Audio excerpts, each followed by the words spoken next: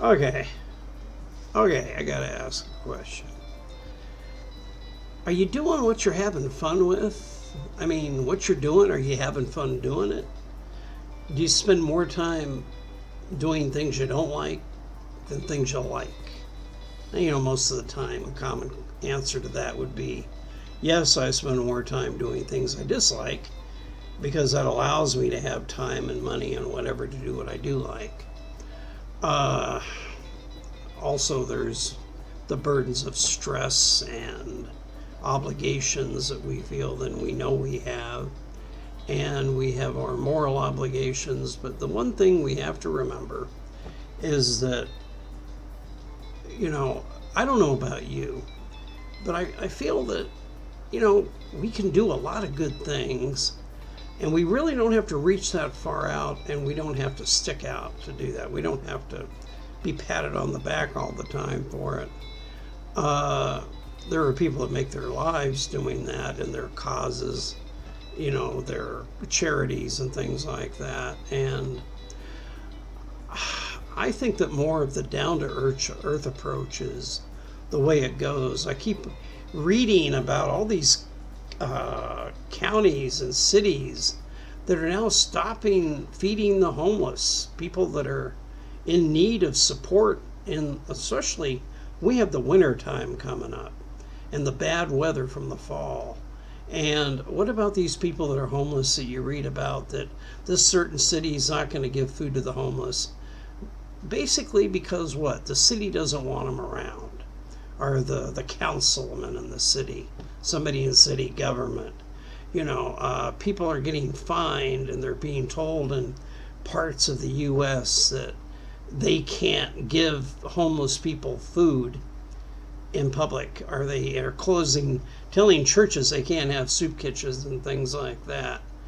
Now, something, I find that is actually an affront to the charitable part and the important part of morality of us being good Samaritans. And I do believe in the Good Samaritan Act, that we should be good Samaritans. Not everybody is always at the top of their game. There were times in my life when I was way down there on the bottom, and I was kept in horrible, horrible disappointment, and the stress, and also the fact that the dissatisfaction with my life. And then, things change. Sometimes they get better, but sometimes somebody needs them to know that somebody's stretching their hand out towards them to try to help them out, to try to let them know that they do care about how they feel. And people have been known to take their lives because they felt abandoned, that nobody cared. And when they did reach out, sometimes people were not picking up on that, and they didn't listen, or they really didn't care. And I don't know about you, but I don't want to go through the rest of my life thinking that if I could have helped somebody in that way to where they felt that they were worth more than they think they were, and that people do care about them, that they would make an effort to try to get in a better state. But we have to help them sometimes. We have to reach out. They tell you don't give money to beggars. That's a big thing. A lot of beggars are in the areas that I've traveled in. But sometimes, even though they tell you, yeah, it's organized crime, all these women holding these babies, they're not even their babies, but they're with the cup and they want the money. Well, something, I'll take a chance every now and then. To me, the charity that I give out isn't to an organization. I refuse to give money to organizations that are charitable funds. I'd rather hand the money to the person in my neighborhood that I live with in that neighborhood to help them get a sandwich, to help them get something that they want to make their life a little bit better. And when I was sitting in the hospital all those months, I always had these certain people who would come by every day begging from me that I was there. And, handing them $1 every few days or every other day or every day didn't matter. Because I kept thinking, at least I know they're probably, yeah, they might go out and buy some booze with it, but most of the time I don't think they would. We have to remember that we have our desires and our needs and things that we like.